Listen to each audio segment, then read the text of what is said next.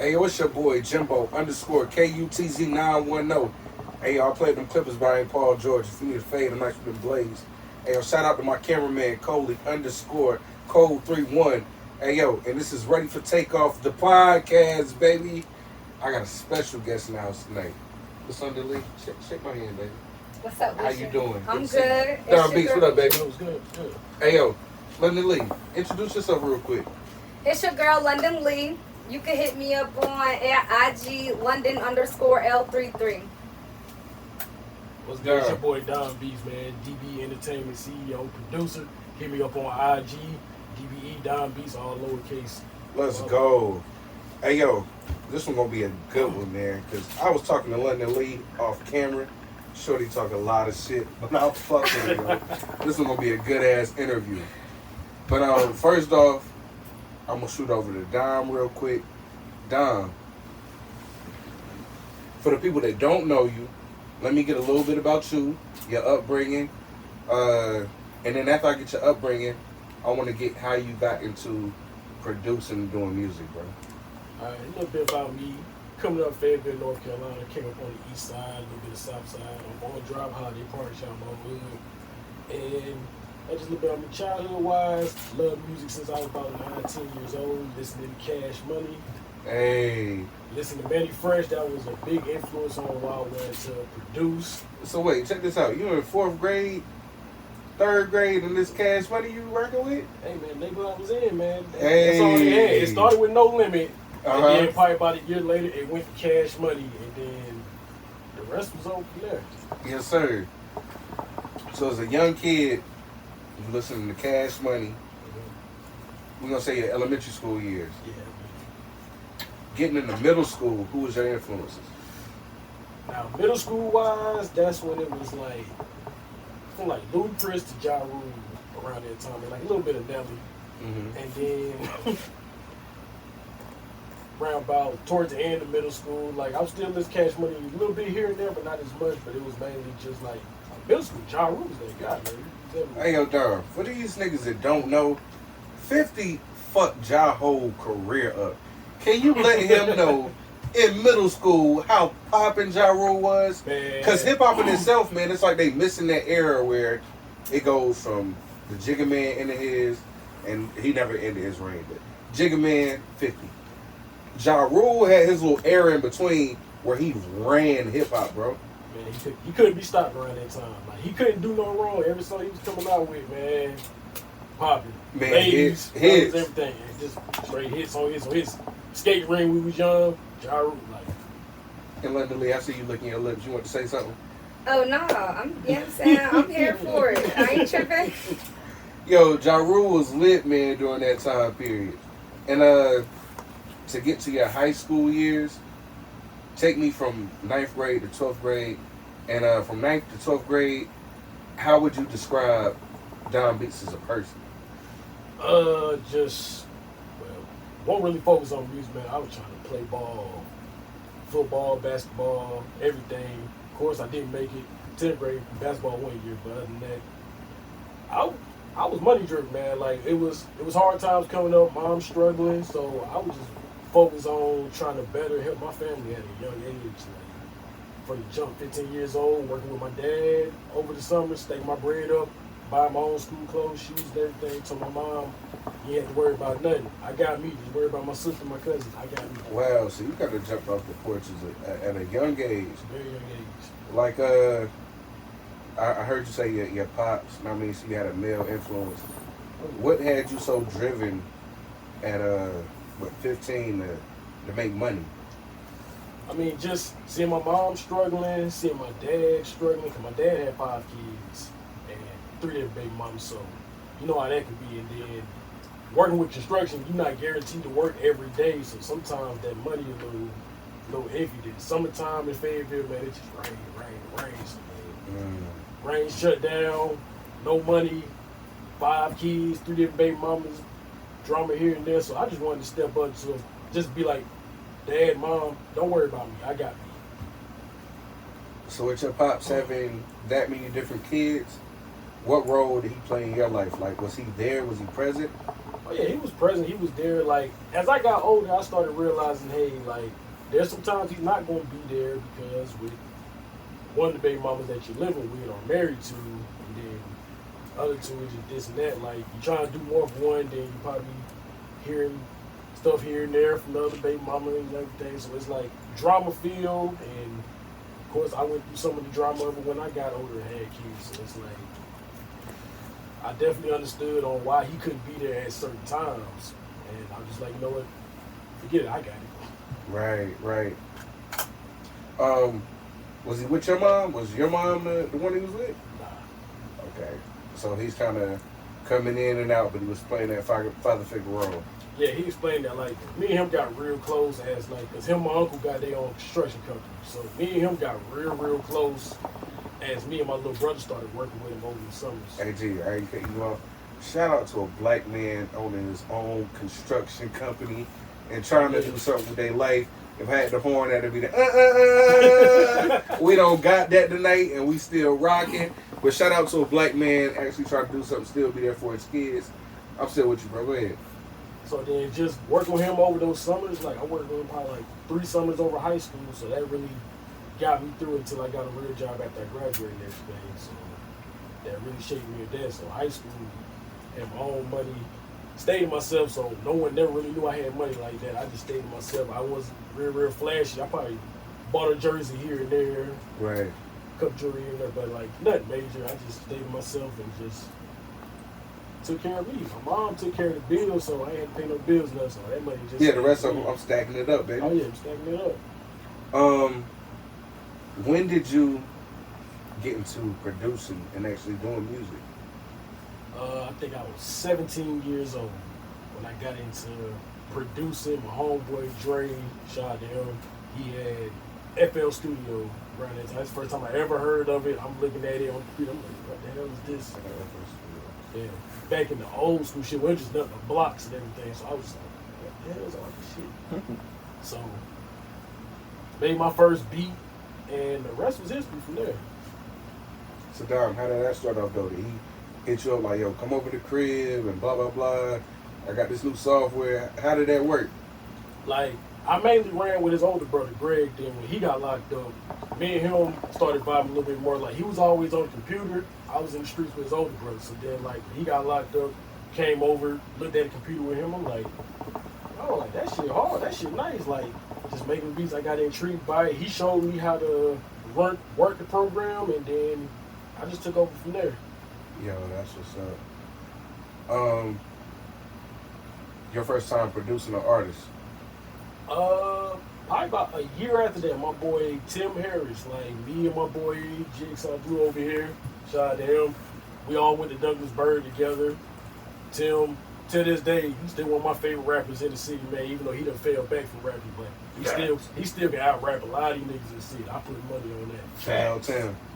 So like, produced his first track for him, and then went to, cause like every time we made a song, me, him, Jig, we went to school, let people hear the songs, man. Around time, lunchtime, had a couple people singing the songs, coming up to us hearing the songs. So it really took off from there, man. I was like, oh yeah, I love this. I love being behind the scenes. Right. So when y'all first put y'all music out and y'all letting people hear it, before putting it out, what did you think the initial response was gonna be? Did you think it was gonna be something that everybody gravitated to? Like, what did you think? I mean, we just made music for like the niggas we fuck with, just like our homeboys and shit. Like, yo, listen to this, and then they come back at the first period, like, yo, that shit nice. And then when other people outside the circle started listening to it and like fucking with it as well, they was like, hey, we might have something here, but life happens. Everybody didn't stick together, man. People grew apart, went to college, did this and that, so that was just that. But we ain't really had no plan. We were just making music. Mm-hmm. And who do you think is like your musical influences, as far as producer-wise, though? Producing-wise, definitely, of course, Manny Fresh, that was the guy. Shout out that Cash Money. And then, like, Zaytoven, like, actually looking at how he was making his beats and breaking it down, I was like, man, that guy's a monster, man. Zaytoven. Mike Will made it definitely a big influence, like the way the way he bring in those 808s and change the melodies and bring it in like that off just the 808s, like that was like shit's amazing. Mike Will, and then of course like Metro Boomin, Southside, like definitely big influence. And then Kanye West. I know it's like different styles, but like the way he put stuff together, man, like definitely a big influence of mine. Mm-hmm. Is it one particular producer that you can say like, yo, I moderned my style after this one the most? Like an idol that you can say you looked up to?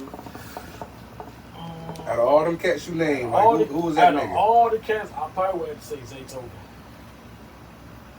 That guy's a monster, man. I mean, the whole trap shit, that's him, like. Yeah, it is. He got beats from like 2008 that can still like hold the candle to like beats now. Like you just get in there, put that shit, put it out, and it still rock. It's still nice, still solid.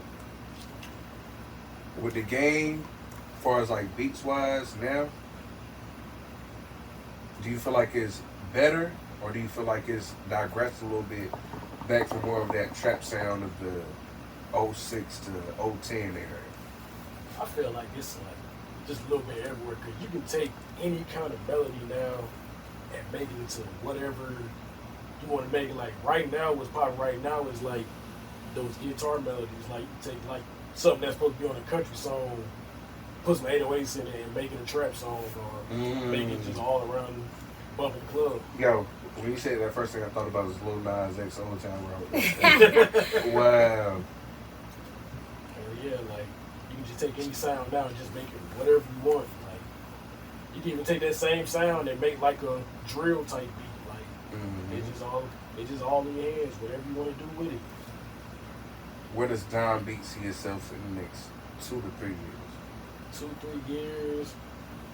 Hopefully just taking it one step at a time. Hopefully just the whole Carolinas know who Don Beats is.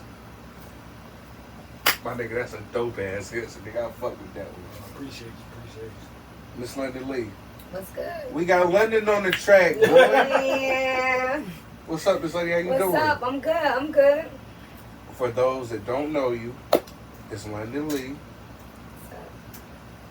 Can I get a little background about yourself as well? And take me back, throwback, like, who was London Lee as a little girl, like, elementary school, your upbringing? I got you.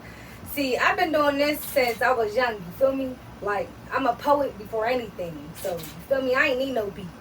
I just was off top, just spitting that shit, walking the room, wrote something, you know what I'm saying? Especially when it was about my dad, you feel me? I always had that aggression towards him, you feel me? So, it started off like that, but as a youngin', you feel me? My mom moved down here probably like when I was 6. I had to stay in Pittsburgh with my G-raised my grandma. And she raised me, took care of me for a little while. When my mom, she came back up there, came and got me, brought me down to the Ville. I was standing on the Merc, you feel me? So what age did she come get you? My mom came and got me when I was in probably 2nd grade. Okay. So, I went to Morganton Road down here. And then I got taken out that year. Like, I went there for a year, then got taken out, went back to Pittsburgh. I've been back and forth. You feel me? Back and forth from Fayetteville to Pittsburgh. My mom, that's where I'm from. So, you kind of cling to where you from. So, my mom, she had to get comfortable. So, whenever she got comfortable and stable down here, that's when I stayed. I finally, stuck down here when I was in middle school. And from middle school all the way from, you know what I'm saying, high school all until now, I've been down here, but every year I just been visiting. Wait, hold up. So, middle school. Yeah. You coming from up there to down here, how was your middle school life like? Like, I can tell you got a little accent. Yeah. Like, how was it for you? Was it rough? It was different. I mean, it was just different because when you, like you said, the accent, that was what everybody was tweaking about. Like, I would say weird shit like, oh, that shit's titty. But you like, oh, that shit, with meaning, like, oh, that shit's trash or something. Yeah, they would be like, titty, like, oh my God, like, what the fuck, you feel me? So I was out of my comfort zone a little bit, you feel me? I had to trying to jump in, like, what's up, Bo? You feel me? Like, that's what they would say. That's the type of shit, you feel me? So I'm like, okay, let me try to kind of adapt. You know what I'm saying? Until I got to 8th grade and I was like, fuck that. Like, it is what it is. Like, So earlier on in your middle school, with the slang being so different, how long did it take you to adjust to the slang terms in the South compared to up north? How long did it take you to like kind of grasp it? I mean, I would just say whatever I say, you feel me, from my hood, whatever it was. And I would have people in middle school saying what I'm saying. They like, they start, you know what I'm saying, start calling the little ratchet bitches ticky bots and shit. Like, I would have them on what I'm saying instead of me trying to be on what they on. Cause Hold up, my G, you can't even speed past that. What they call? Like that's my little ticky bot. Like, that was back, you feel me? Like, that's my little.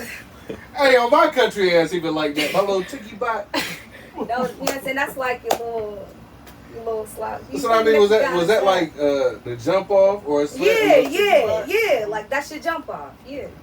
Okay. So you down here, your slang is a little different. Compared to being up north, how did you like being in the South? Was it like something you liked besides school, or was it like, yo, I was ready to get back up there? It was really hard. It was kind of like, you know what I'm saying, I ain't have nobody. You feel me? Like, I ain't have nobody. I just felt lonely, but then again, I felt like, damn, I could do this shit. You feel me? Like, I always felt like, well, I was that bitch regardless. Like, I let people know what, from Pittsburgh, well, I'm the only one down here, but what, bitch, let's get it. You feel me? I was that type of, I was with whoever. It didn't matter who it was. It was with whoever. So you always had the confidence, but those lonely times, go on to that for me. When we get in those lonely times and you coming from somewhere else, how did you cope in middle school? Where middle school is kind of brutal. How did you cope with it? I just was me, you feel me? And I stayed writing. I'm talking about, like, before there ever was a phone, I'm talking about pencil and paper and a notebook. I would have my mom buy me, like, hella, like, journals and shit, write down binders. You know what I'm saying? I'll be in class, she teaching and shit, and I'm what? Okay, you feel me? Just start writing that shit down. Then I get home to the crib, like, Mom, like, this is the only time I was allowed to cuss, you feel me? Like, to her. Because it was like, I could say whatever. It don't matter what it was. Because she knew, she was like, damn, my daughter, she wanna rap shit. Fuck it. Yeah, that's kind of dope. So you got out here in middle school. Just summarizing a little bit, I want to say music and writing was your outlet. And you was so close and free with your mom where even if it's a curse word, you can say what you want to say because it's in your music. Yeah. What age did you get into that pen where it's like, yo, London Lee is, excuse my language, that bitch, I'm about to da-da-da-da-da. And no offense, I respect women, I'm just talking to the right here. I got you. Like, what age was I, like, you know what I'm saying, basically disrespect, you know what I'm saying, like, on the, saying disrespectful shit? Mm-hmm. I got this, shit, I was young.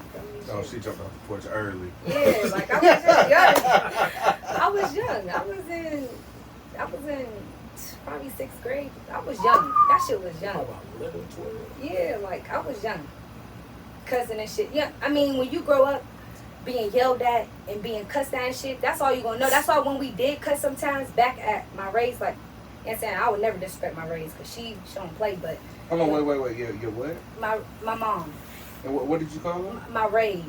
My raise, because she raised me. She's my raise. Okay, my raise. Yeah. Hey, yo, for us country niggas, I mean, she talking that fast shit. That's going over my head. Like, I never heard that. So my raise, your mom, okay. Yeah. You know, your G raise would be your grandma, your grandparents, whatever. You feel me? That's just, I just call her my raise. But, yeah, like, it was what it was. My mom, she used to cuss me the fuck out. And I, you know what I'm saying? Me hearing that, that's why I'm so loud, too. I just come off, I'm aggressive just because I was raised like that. Like, I was always being yelled at. You feel me? And it wasn't my mom just being a bad parent. That's just how it was. That's shit. That's just how it be sometimes. All right. So look, that's dope.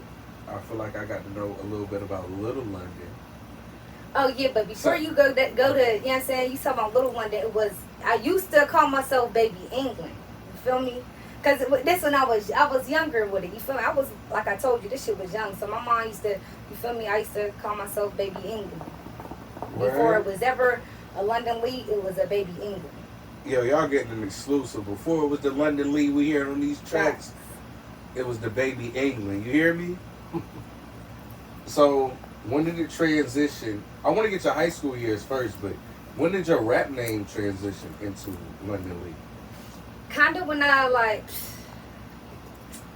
okay, I moved out my junior year in high school. You feel me? Got my own crib. I was getting grown. Ooh, You feel me? hold on, baby. We ain't gonna slow up. We ain't gonna speed past that.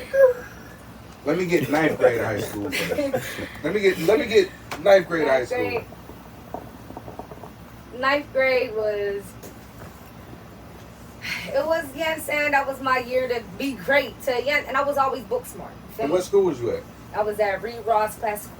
Shout out Reed Ross. So my mom put me into a classical school. She wanted me to go to Cross Creek Early College, but I didn't get accepted. I didn't get accepted not because of my academics or nothing, because I was definitely like that. It was just my behavior. You feel me? Like I was just an aggressive child. I'm just aggressive. I can't help it. But ninth grade. Hold on, I'm gonna stop you there. With you being a grown woman, aggressive. With the dudes out there, it's like, yo, dang, London Lee a cutie. I mean, I wanna approach her. Does London Lee know when to tone it down a little bit, or is London Lee like the alpha male in the relationship? It's kind of like whatever, you feel me? You get what you see. This me, you feel me? Like, it is what it is. I like bitches, so really, I like bitches too, so I'm not, like, this is just me. Like, it's just me. So once you talk to her, what you see is what you gonna get. Yeah. I mean, I ain't gonna lie, I can get a little, you feel me, sentimental and shit. Like, I know how to, you know what I'm saying? I know how to get soft, you feel me? Is it a submissive side of London Lee? Yeah, for sure. I'm 50 Shades of Lee, you feel me? I'm very submissive. Very submissive. That's a fact. But what takes because if you raised and I'm aggressive all the time, what does it take to get the submissive side of London Lee? Now we doing an interview, so I'm asking questions. Any other nigga asking this shit, she might put you in your goddamn shit, my nigga. Hurry up. I mean, like, shit. Like, I need that aggressive shit. I don't need no nigga that's just going, you feel me? Like, what? I'm already aggressive. I don't need no bitch that's just, you know what I'm saying? I can walk all over and shit. You feel me? I need somebody that's going to put me in check. Like, yo, hold on. Sit down for a little bit. Let me, shut up, chill out. You feel me? You the first female artist. So tell them niggas out there that's watching and they hooked into London Lee right now. Is London Lee in the thug niggas? what type of nigga does London Lee need?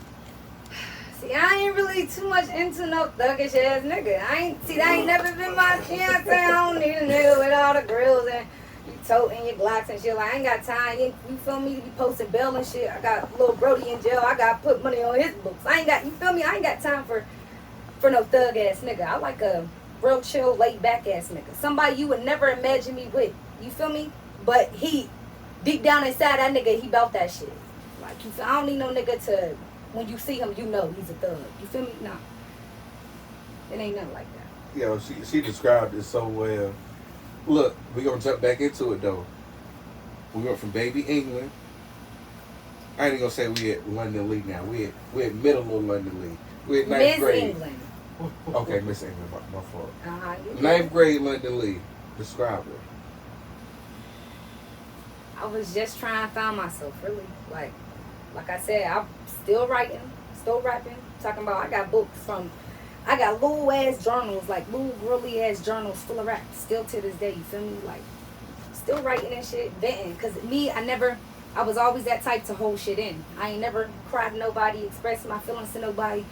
It was that pen and that paper that was getting me. That's where I was relieving my pain, my anger. I was, you know what I'm saying, getting it all out right there. You know what I'm saying, just letting it all out. Now in high school, that's when everybody think they got bars. That's when you get to the cafeteria. School I went to, for a shout out to them. That's when you get that cafeteria. Everybody want to test their pen, test their writing skills, test their bars.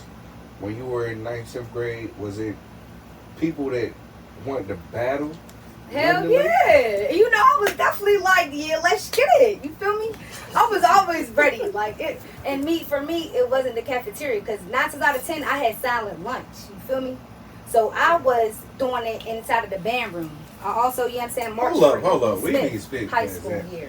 I done had silent bus. How the fuck you go on silent lunch? See, that's what they gave me, man. You don't want niggas to talk during lunch? God. They gave me silent Damn. lunch. So we had to sit in the pit inside Reed Ross, you feel me? And they had these booths, and everybody that had silent lunch, they had their own little booth. You feel me? And I always seemed to make it there. They had it out for me, dog. Picking on you. No, not really picking. It was me. You know what I'm saying? Now that I'm older and I realize it, you feel me? Some shit, like when they say you learn when you get older, that's the truth. You really learn. You feel me? I'm still aggressive, granted, but I learn when to, you know what I'm saying, pipe down, when to hold my tongue, when not to say something. You feel me? It's just a learning progress. Now look, ladies out there. Women, I love y'all. A lot of y'all have no accountability. For this young lady to sit here and say, oh yeah, it was me. I salute you on that. You hear me? But take me to that junior year when you jumped off the porch, so to say. So junior year, mind you, I was working since I was in as soon as I hit 16, you feel me? And I was able to get a job. That's when I got a job. Taco Bell was my first ever job in Hope Mills. My first ever job. And you feel me? Like shit. I was at Taco Bell for a little bit, and me, just like, you know what I'm saying, Don Beats, money hungry. I'm talking about, I wanted that bag. And one thing about it is, even though I was young, I ain't like to be told what to do. I wanted to be that. I wanted to be, you know what I'm saying, that manager running the shit, you feel me? Like, that was my goal. That was my goal, you feel me? That's just what it was. Because I knew I had it in me. Like, that shit was pity pat, you feel me? Mm-hmm. So, shit, I was working, and my junior year, I became a manager. Like I told you, I was working and trying to, you know what I'm saying, look forward towards that. You feel me? Hold on, wait. When did you become the manager though? I became a manager at Taco Bell at 17. I was the youngest manager. So we got a high school student, and now you're managing everyone else. Yeah, and that's so, the thing. But how was that? How was that for you? Because I know it's probably coworkers older than you. Yeah. How was it? Man, that was hell.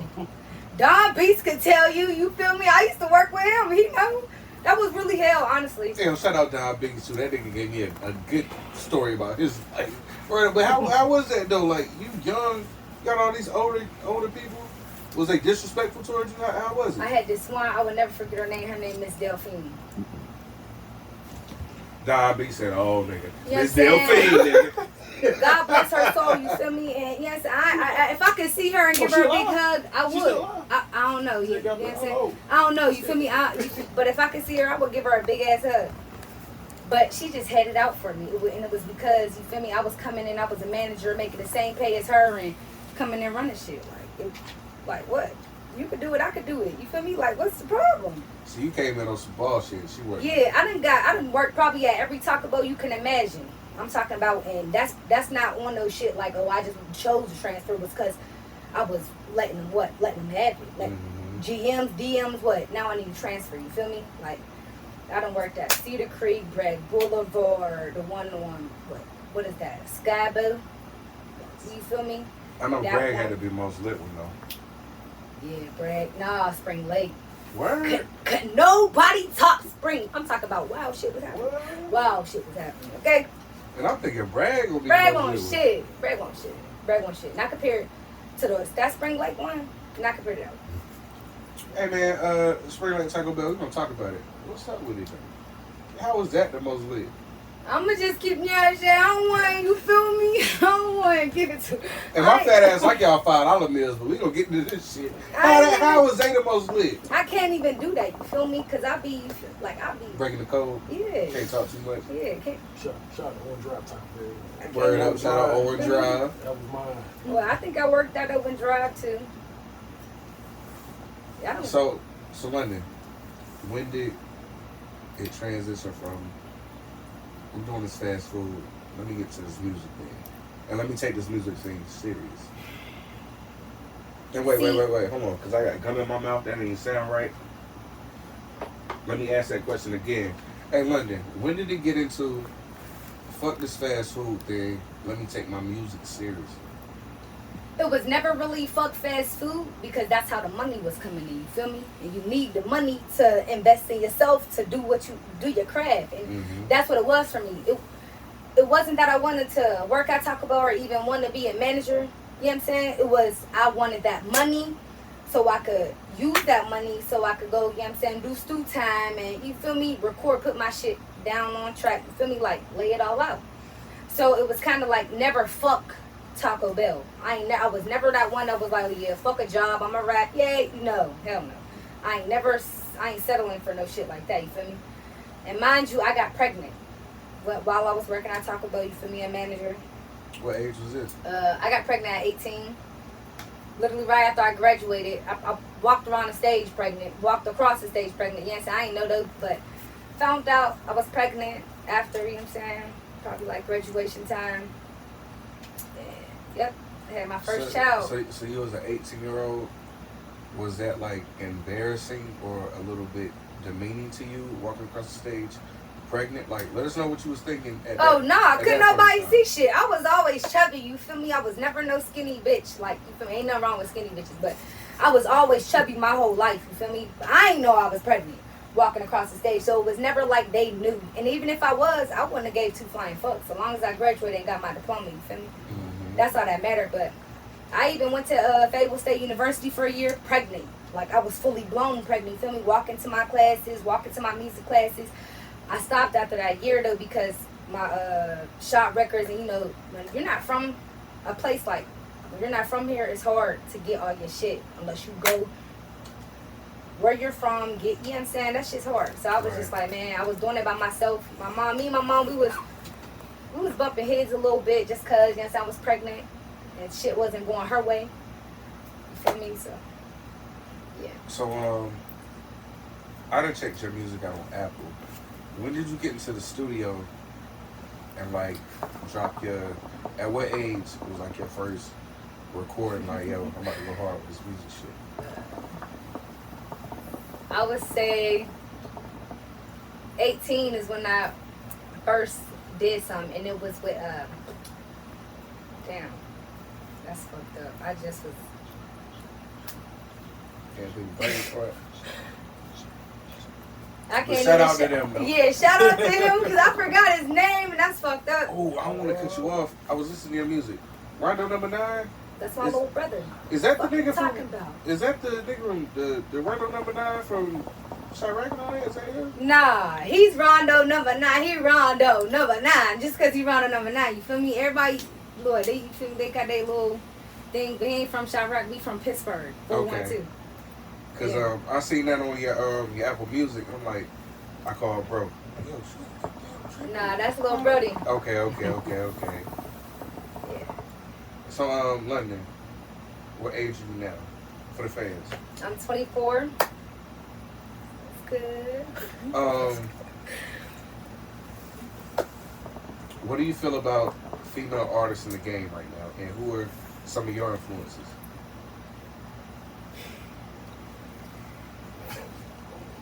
There's not too many female artists in the game, but I just try to stay out the way, you feel me? Because me personally, I'm the best. Ain't nobody better than me, you feel me? The only competition I would say I have is that bitch in the mirror. That's it. That's really the honest truth. Like, I look at myself, I'm like, damn bitch, like, what? You gotta go harder, you feel me? Like, I just gotta push myself, you feel me? Like, I never really looked up to nobody. Like, I ain't have to look up to nobody because this shit was in me. You know what I'm saying? I was born. Like I said, I've been writing. I just would write. You feel me? I'm a poet before anything. Just like with any of my songs, 9 times out of 10, I wrote them. And then I probably laid them on the beat. I don't got to go in on the beat. You feel me? But I could. You feel me? I could. But no, my shit be wrote out. Like, it already be written. So all y'all bitches with ghostwriters, London Lee is that chick that writes her own shit, gets behind the beat, she spits her own shit. She ain't. That's real shit. That's real shit. That's what you just basically said. Hell yeah. Spit my own shit. And it's no, as a kid, no music influences female wise. Alright, now, like, what I will say is Lil' Kim. I always fucked with Lil' Kim. My mom played, you know what I'm saying, what? That's probably where I got all the foul language from. You feel me? I used to be scared of the dick, but now I take lips. You feel me? Like I was influenced by her fucking. It was that grittiness. It was that I'm from the get, but I'm still pretty. You feel me? Like it was that you could be, but still be sexy. You get what I'm saying? It was that I love that about her. That's what it was for me. But anybody else, nah, like. I want to be one of the niggas. Like, I want to be in that category with one of the niggas. You feel me? Because that's where I see myself with when it comes to rap. You can't mulatto me. You can't, you know what I'm saying, Cardi B me. You can't, Megan Thee Stallion me. You feel me? Because I can rap about my pussy. Yeah, granted, who can't? But I want to, you feel me? Like, shit, I want to rock about the Glocks, too. You feel me? About the street, about what I sing, about, you feel me? Like, I done watch my mom get packages, and you get what I'm saying? Like, I want to tell my story, too, but it's kind of hard when you're a girl. You feel me? It's pretty. So you basically want to be, you don't want to be, I don't even know if this is a fucking word, but you don't even want to be genderized. Yeah. You want to be considered amongst the elite MCs. Yeah, that's it. Just off of you. You feel me? Like, shit, put me up there with Lil Wayne. Like, you feel, I want to be a legend. I hate when they say, like, why do I got to be categorized with a female? Like, put me in NBA Youngboy. You feel me? Lil Baby. Like, No Cap. I want to be categorized with them niggas. I don't want to be that bitch. I love her energy, yo. Word up.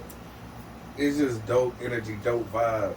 Like, talking to her, and talking to Don Beats is a cool nigga. He seemed laid back. Talking to her, I know Eve was the pit bull in the skirt, but that's what you getting, man. Like, you getting a pit bull telling you about herself, man, and that's dope to me. Selena Lee, any ops out there? Ain't no op pack you smoking on? Ain't no. You know what I mean? Because look, this is Ready for Takeoff podcast, baby. I'm going to ask you the questions that these niggas are scared to ask you. Is there an op out there where London Lee like, yo, I'm sending shots to y'all, I'm smoking on this pack, this how we rocking? Before we go, London Lee, what's up, baby? Nah, I mean, I ain't smoking on no ops or nothing. You know what I'm saying? Nothing like that. I don't be tripping on bitches, you feel me? But I'm definitely up for that one-on-one, whoever, Fayetteville rappers, I don't care who it is, you feel me? Y'all already know what I'm with, London_L33. Talk that shit. You feel me? That's just what it is. Like, shit, I'll rap battle it out with any bitch, any nigga. Any female rapper won't smoke, and any nigga rapper say they won't smoke. Let's get it. London Lee there. Facts. Hey, yo, this your boy, Jimbo. Hey, yo, wait. Before I even end it off, y'all are going to be back soon, London Lee. Soon, I'm going to need a wordplay Wednesday from you. I'm going to need you to spit that shit you was talking about. I got you. And back up that gangster shit you was talking, baby. But listen, my boy Don Beats, cool ass nigga, bro. Oh, yeah. Appreciate talking to you, Great. G. And I appreciate y'all coming on, man, for real.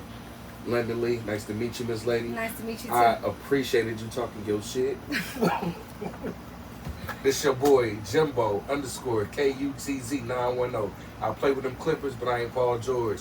If you need a fade, I'm nice with them blades. Holla at me at Platinum Cuts 155 Bonanza Drive, Fayetteville, North Carolina. I really can't hear my nigga. Come fuck with me. Hit me up on Bootsy too. The beautiful London Lee. A real nigga, Don Beats. And we had a dope ass interview, nigga. Ready to take off the podcast, baby. Take off.